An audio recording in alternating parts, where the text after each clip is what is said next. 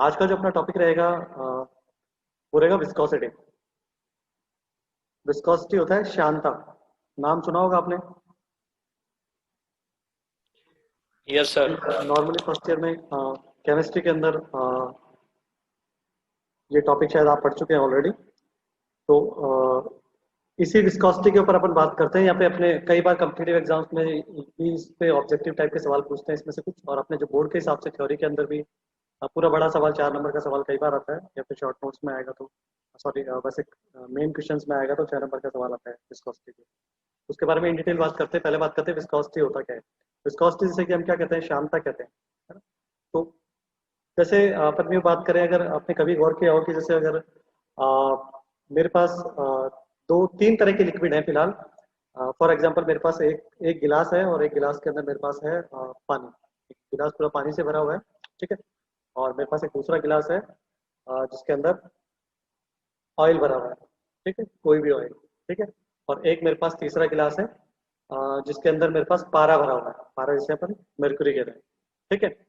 और मैंने क्या किया कि वो जो तीनों ग्लास थे वो तीन स्टूडेंट के हाथ में दे दिए, ठीक है। और उन स्टूडेंट्स को क्या किया मैंने, यहाँ पे सपोज करो क्लास के अपने स्टार्टिंग के अंदर रूम के एक एंड पे खड़ा कर दिया उनको, तीनों स्टूडेंट बराबर में खड़े, ठीक है। और तीनों के हाथ में एक एक गिलास है।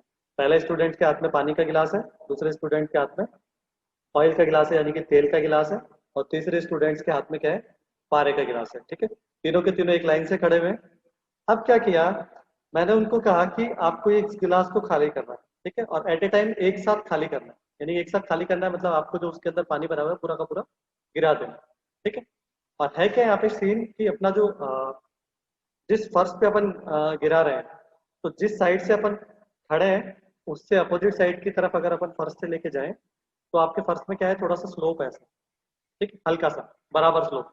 यानी कि अगर मैं बात करूँ 10 डिग्री का स्लोप है यहाँ से ऐसे करके, ठीक है। तो यहाँ पे पूरे के पूरे रूम के अंदर इधर से अगर इधर की बात करेंगे तो पूरे के पूरे आपके 10 डिग्री का स्लोप है आंगन के अंदर, ठीक है। यानी कि अपन कोई चीज गिराएंगे तो सीधी सी बात है वो सामने कहाँ जाएगी, दीवार पे जाके वो रुकेगी, ठीक है। क्यों, क्योंकि अपने जो फ्लोर है उसका स्लोप दिया हुआ है अपन ने, ठीक है, एंगल पे।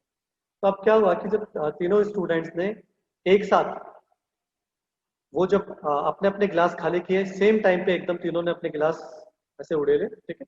अब क्या हो रहा है, इधर से आपका इधर सबसे पहला जो स्टूडेंट खड़ा था उधर से आपका पानी बह रहा है, ठीक है। सेकंड स्टूडेंट जो खड़ा है उधर से आपका क्या हो रहा है, ऑयल बह रहा है। और थर्ड स्टूडेंट जो खड़ा है उससे उसके सामने से आपका पारा बह रहा है। और तीनों आपके एक ही डायरेक्शन में किधर जा रहे हैं, सामने की साइड में जो वॉल है वहां के ऊपर। तो यहाँ क्या होगा, जैसा कि हम आराम से ऑब्जर्व कर सकते हैं इस चीज को कि सबसे पहले अगर हम बात करूँ कि सामने जो रूम की जो सामने वाली दीवार है अपोजिट एंड पे, सबसे पहले कौन पहुंचेगा, पानी। उसके बाद पहुंचेगा ऑयल, और सबसे लास्ट में पहुंचेगा पारा। ऐसा क्यों होता है,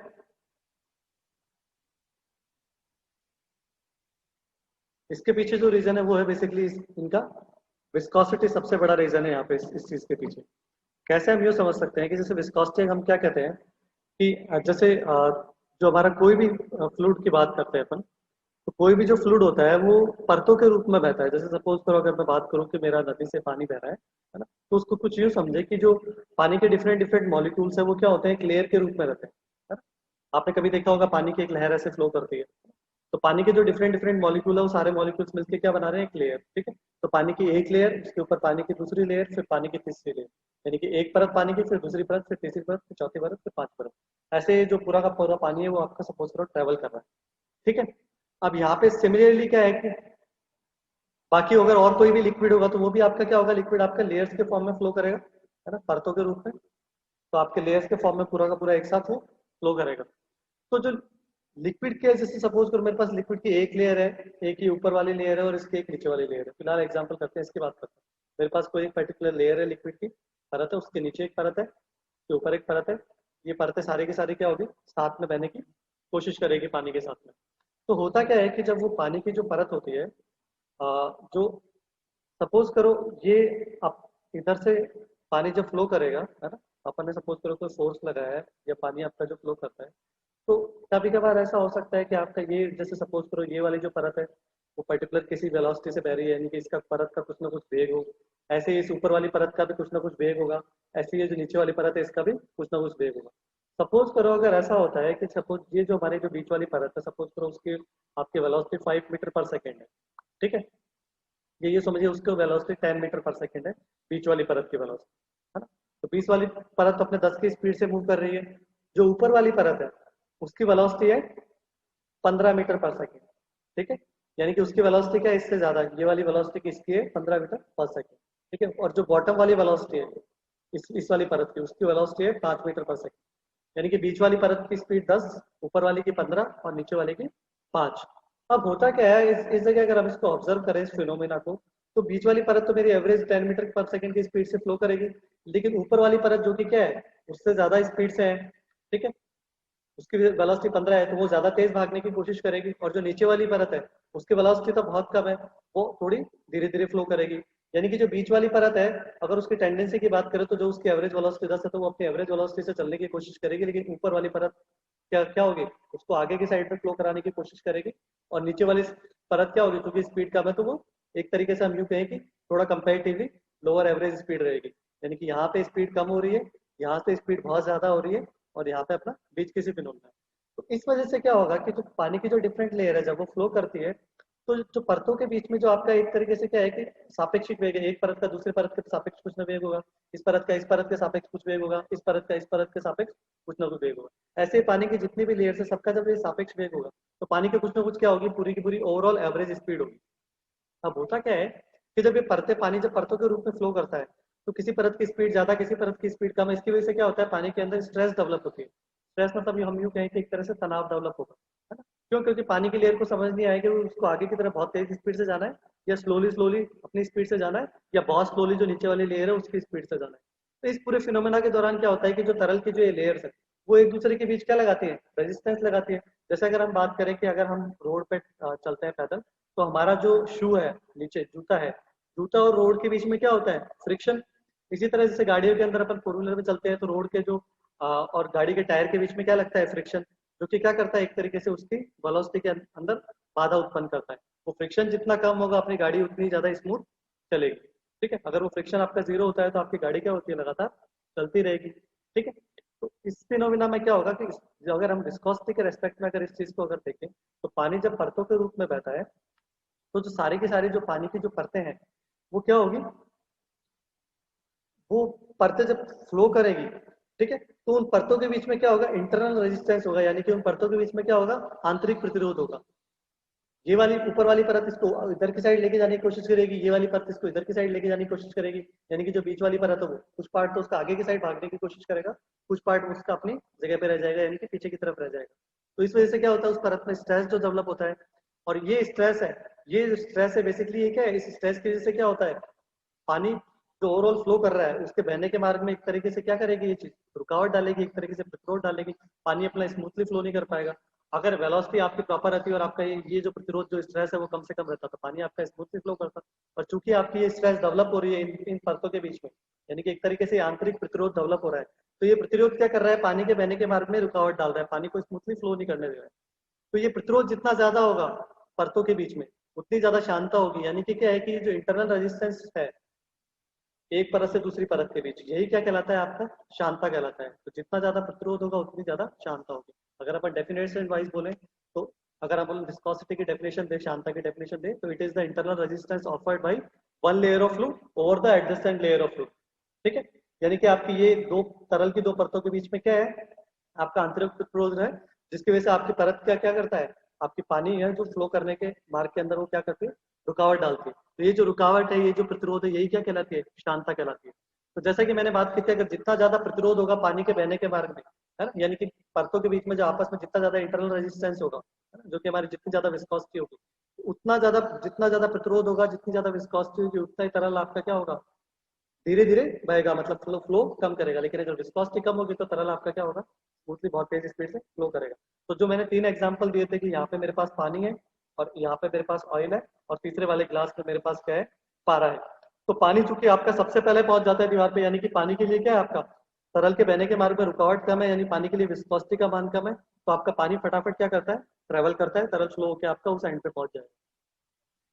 पारा जो होता है, पारे के लिए क्या होता है, इंटरनल रेजिस्टेंस यानी कि विस्कोसिटी का मान बहुत ज्यादा होता है, विस्कोसिटी का मान बहुत ज्यादा रहता है। तरल की दो परतों के बीच में क्या होता है, प्रतिरोध बहुत ज्यादा होता है। प्रतिरोध बहुत ज्यादा होगा तो बहने के मार्ग में रुकावट बहुत ज्यादा होगी।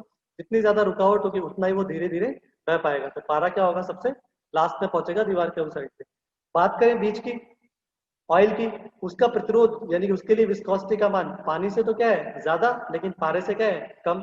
तो वो क्या होगा, पानी के तो बाद पहुंचेगा लेकिन पारे से वो पहले पहुंचेगा। तो ये तो अपना फंडा हो गया किसका, विस्कोसिटी का, जिसे अपन क्या कहते हैं, शांता भी कहते हैं।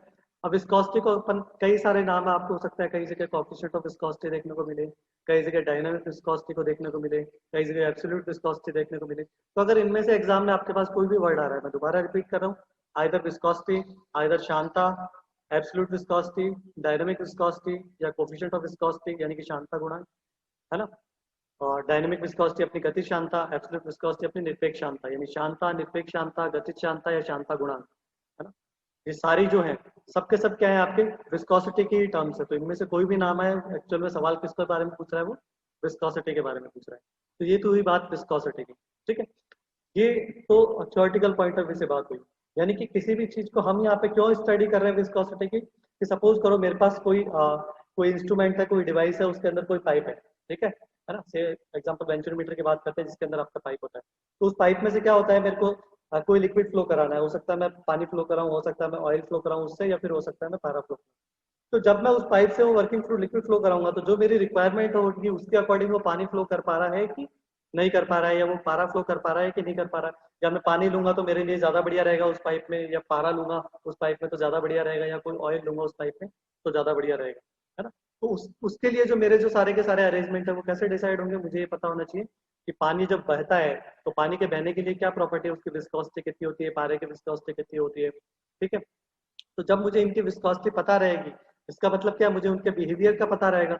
जब मुझे तरल के बिहेवियर का पता रहेगा तो मैं अपनी रिक्वायरमेंट के अकॉर्डिंग तरल को क्या कर सकता हूँ, यूज कर सकता हूँ। ये तो वो अपना यहाँ पे विस्कोसिटी का पर्पज, ठीक है। फिर बात करते हैं अपन, जैसे इसके अंदर विस्कोसिटी के अभी तक का जो अपन ने बात की, इसमें अगर किसी को डाउट हो तो बताएं।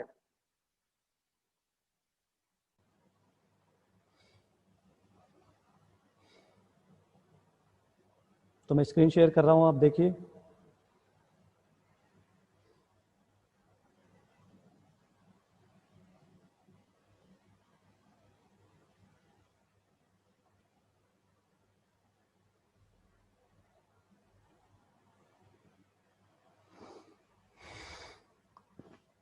ठीक है, तो ये तो विस्कोसिटी जिसके बारे में अपन बात कर चुके हैं ऑलरेडी।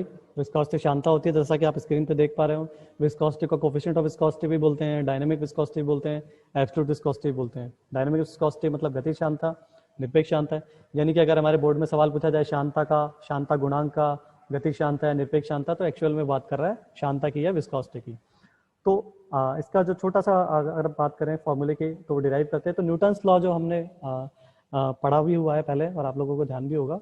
न्यूटन्स लॉ क्या कहता है कि हमारा जैसे तरल है, तरल अगर दो परतों के बीच में बह रहा है, तो जैसा कि इस फिगर में आप देख पा रहे हैं कि तरल का मैंने एक चार्ट दिखाया हुआ है।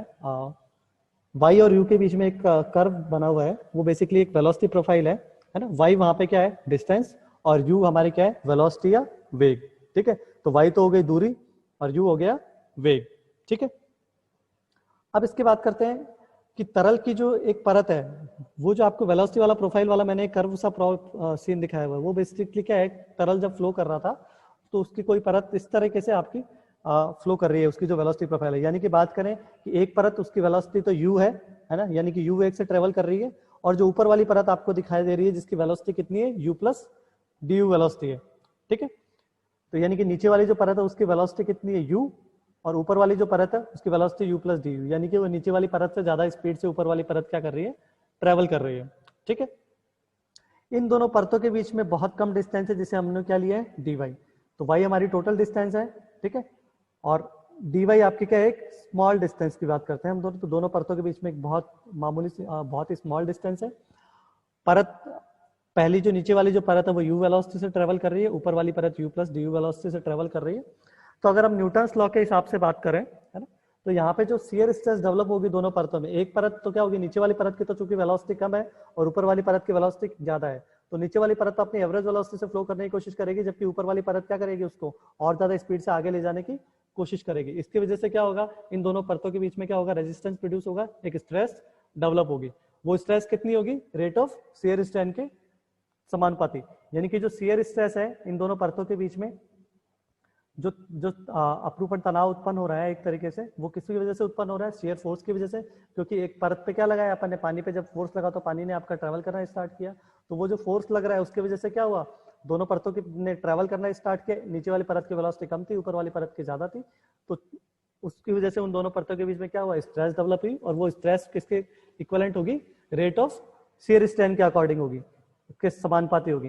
यानी शियर स्ट्रेस को हम लोग जनरली टो से डिनोट करते हैं, तो टो हमारा समानुपाती किसके होगा, रेट ऑफ शियर स्ट्रेन के। यहाँ पे रेट ऑफ शियर स्ट्रेन क्या है, d theta by d t.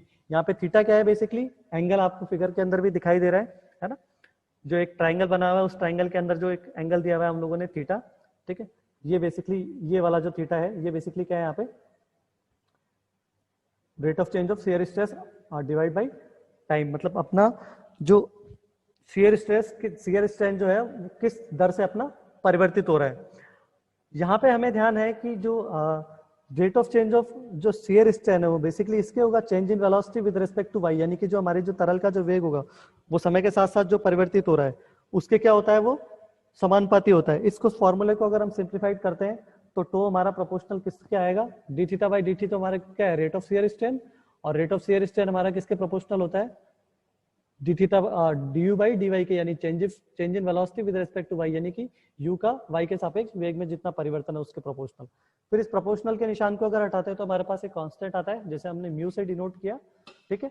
तो हमारे पास जो फॉर्मूला सिंप्लीफाइड हुआ, टो बराबर mu d u by d y, ठीक है। यहाँ पे टो हमारे पास शियर स्ट्रेस है, म्यू जो है वो बेसिकली कोफिशिएंट ऑफ विस्कोसिटी, या हम जो कहें कि इंटरनल रेजिस्टेंस जिसके बारे में हमने चर्चा की थी वो यहाँ पे म्यू है, और d u by d y क्या है, change in velocity with respect to y, वेग में परिवर्तन की दर वाई के सापेक्ष। इस फॉर्मूले को जो हम सिंप्लीफाइड करते हैं, ये तो हमारे पास शियर स्ट्रेस का फॉर्मूला हो गया है ना, यहाँ पे इस जगह से विस्कोसिटी के रेस्पेक्ट में। तो यहाँ से विस्कोसिटी हम लोग इजीली कैलकुलेट कर सकते हैं। विस्कोसिटी क्या हो जाएगी आपकी, shear stress divide by d u by d y.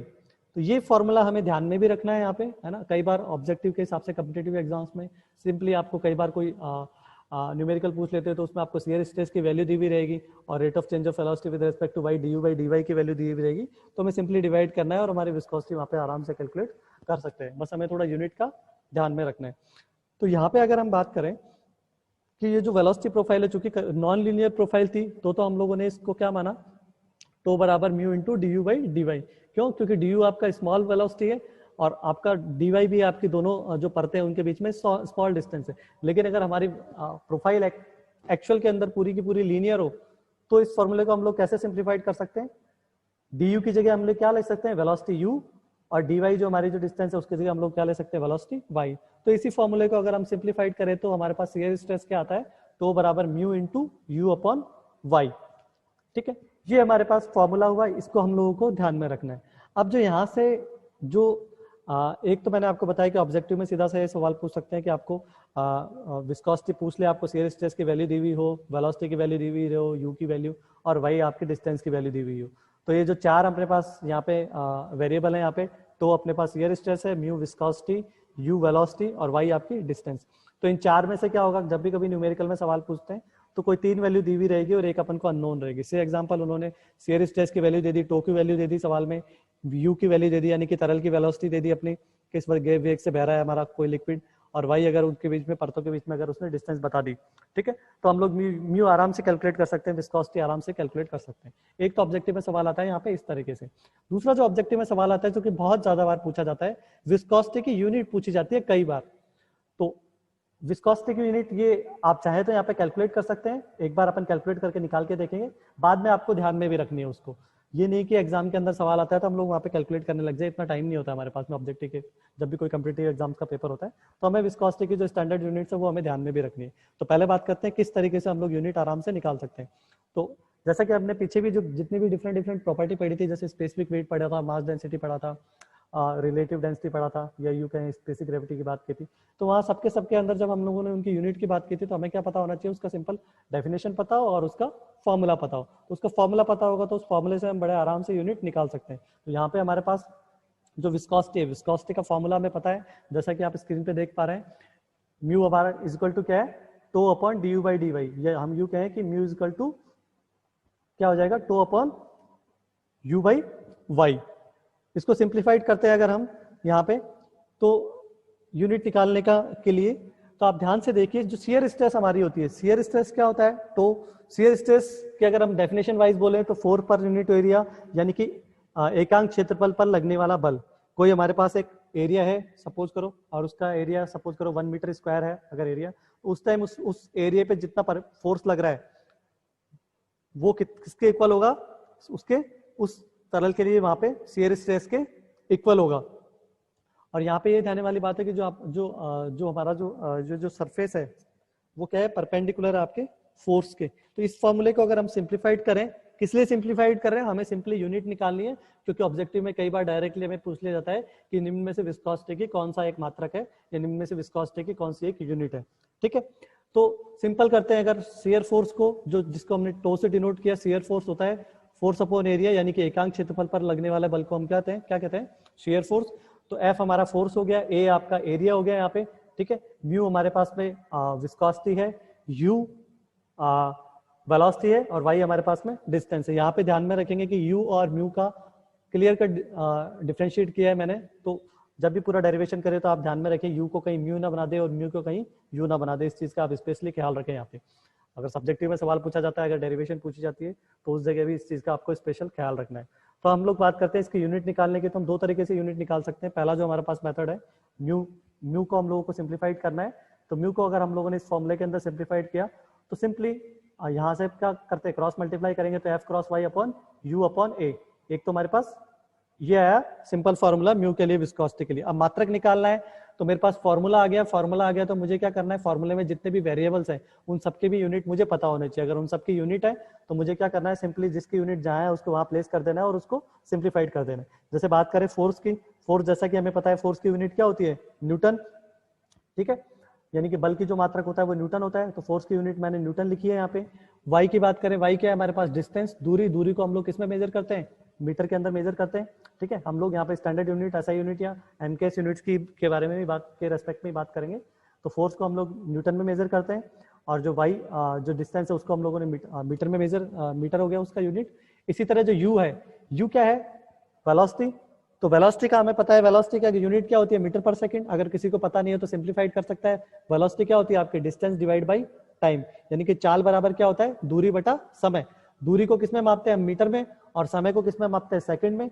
तो दूरी बटा समय, यानी कि दूरी का मात्रक तो हो गया मीटर और समय का मात्रक क्या हो गया, सेकंड। तो मीटर पर सेकंड किसकी यूनिट हो गई, वेलोसिटी की।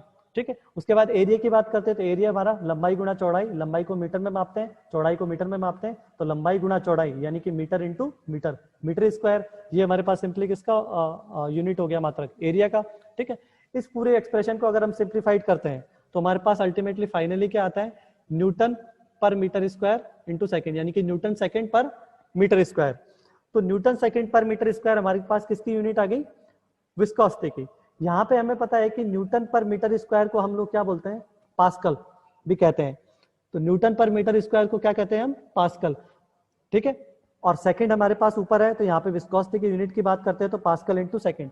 तो आपको कई बार आपके ऑब्जेक्टिव के अंदर सवाल पूछा जा सकता है कि निम्न में से विस्कोसिटी का कौन सा एक मात्रक है, तो आपको सही आंसर के अंदर वहां पे दिखाई देगा पास्कल इंटू सेकेंड। कई बार फोर्स के हिसाब से पूछ लेते हैं, जैसे फोर्स की अगर हम बात करें, जैसे शियर स्ट्रेस की अगर हम बात करें, तो शियर स्ट्रेस का जो फॉर्मूला है वो फोर्स पर यूनिट एरिया है। फोर्स को न्यूटन में मेजर करते हैं, एरिया को मीटर स्क्वायर में मेजर करते हैं। तो न्यूटन पर मीटर स्क्वायर क्या होता है, पास्कल होता है। तो एक तरीके से क्या हो गया, शियर स्ट्रेस की यूनिट भी एक क्या हो गई, पास्कल।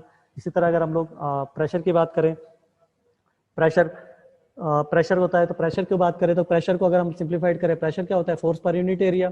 ठीक है, यहाँ पे फोर्स पर यूनिट एरिया, यानी कि अगर इस रेस्पेक्ट में बात करें हम, फोर्स हमारा न्यूटन में और एरिया वही मीटर स्क्वायर, तो न्यूटन पर मीटर स्क्वायर किसकी मात्रक है? दाब का भी एक मात्रक है। तो कई बार ऑब्जेक्टिव में आपको पूछ लेते हैं इनमें से कौन सा एक दाब का एक मात्रक है। तो सही आंसर में या तो न्यूटन पर मीटर स्क्वायर लिखा होगा वहां पे, या फिर आपका पास्कल लिखा होगा। यहाँ पे अपने इस पहले वाले जो मेथड अपन ने फॉलो किया उससे हमारे पास जो विस्कोसिटी की जो यूनिट आई वो क्या आई? Pascal into second.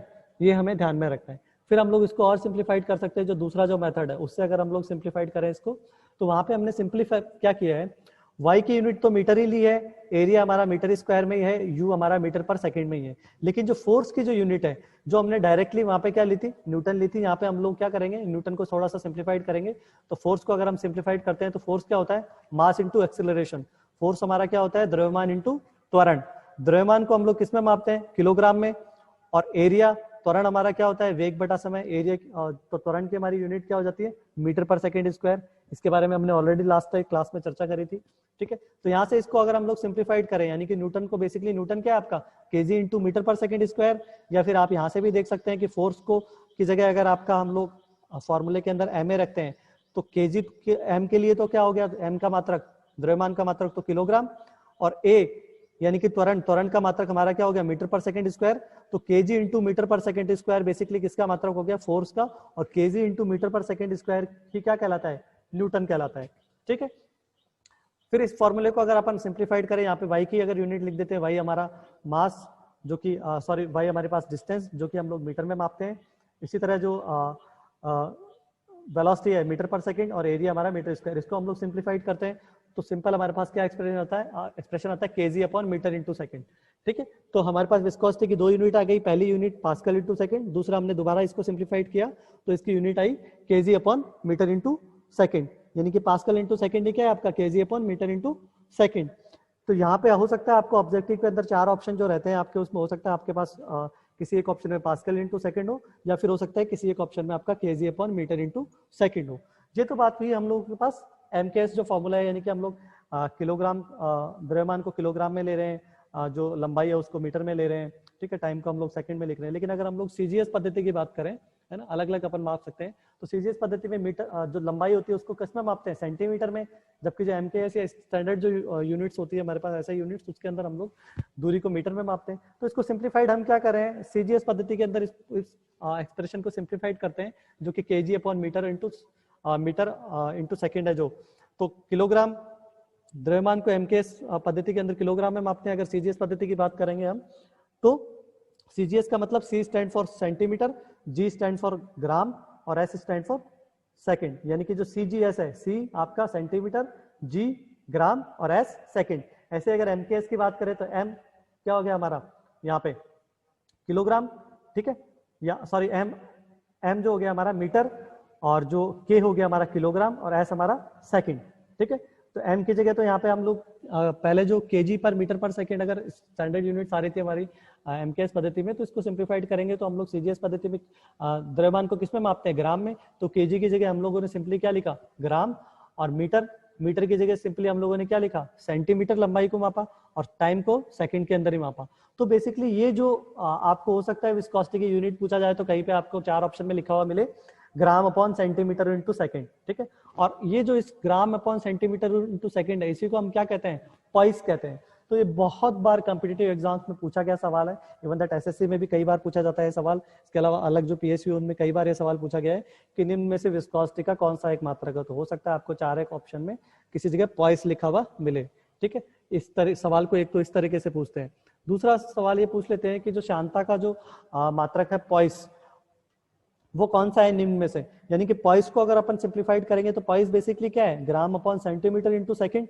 ठीक है, तो हो सकता है आपको चार ऑप्शन के अंदर ग्राम अपॉन सेंटीमीटर इंटू सेकंड लिखा हुआ रहे। तो विस्कोसिटी में से अगर कोई मात्रा के ऊपर सवाल आता है तो बेसिकली इसी एरिया से सवाल पूछा जाएगा। आपको या तो ऑप्शन में पास्कल इंटू सेकंड लिखा हुआ मिलेगा, या आपको kg upon metre into second मिलेगा, या फिर आपको gram upon centimetre into second लिखा हुआ मिलेगा, या फिर आपको पॉइस लिखा हुआ मिलेगा। ठीक है, ये तो बात हुई हमारी जो विस्कोसिटी की यूनिट की बात हुई। ठीक है, इसको थोड़ा सा कई बार न्यूमेरिकल के पॉइंट ऑफ व्यू से अगर हम बात करें तो हम लोगों को थोड़ा सा इसको एक्सप्रेशन को थोड़ा और सिंप्लीफाइड किया हमने। जैसे म्यू विस्कोसिटी है, उसका मात्रक हमने बात की पास्कल इंटू जो सेकंड होता है। ठीक है, अब जो पास्कल इंटू जो सेकंड है, उस पास्कल इंटू सेकंड को हम क्या लिख सकते हैं? Kg upon metre into second. ये हम लोग ऑलरेडी कैलकुलेट कर चुके हैं। इसको हम लोगों ने जब सीजीएस पद्धति में चेंज किया, यानी कि हमने किलोग्राम को ग्राम में लिखा, मीटर को सेंटीमीटर में लिखा और सेकंड को सेकंड के अंदर ही, टाइम हमारा सेकंड के अंदर ही। तो थोड़ा सा इसको सिंप्लीफाइड किया तो आपको पता है कि 1 किलोग्राम में कितने ग्राम होते हैं, 1000 ग्राम होते हैं, ठीक है। 1 मीटर में कितने सेंटीमीटर होते हैं, 100 सेंटीमीटर होते हैं। तो वहां पे हम लोगों ने सिंपली वैल्यू लिखी है। यहाँ पे 1 केजी की जगह हम लोगों ने क्या लिख दिया, 1000 ग्राम। यहाँ पे नीचे 1 मीटर है, 1 मीटर की जगह हमने क्या लिख लिया, 100 सेंटीमीटर, और जो सेकंड है सेकंड की जगह सेकंड ही है। इस पूरे फॉर्मूले को हम लोगों ने सिंप्लीफाई किया तो बेसिकली क्या है, 10 ग्राम अपॉन सेंटीमीटर इंटू सेकंड। ये हमें ऑलरेडी पता है कि ग्राम अपॉन सेंटीमीटर इंटू सेकंड क्या होता है, पॉइस होता है, जो कि विस्कोसिटी की एक यूनिट है। तो अगर इसको सिंप्लीफाइड करें तो 1 kg पर metre into second is equal to क्या हो गया हमारे पास, 10 पॉइस, या हम यू बात करें 1 poise is equal to 0.1 kg upon metre into second. तो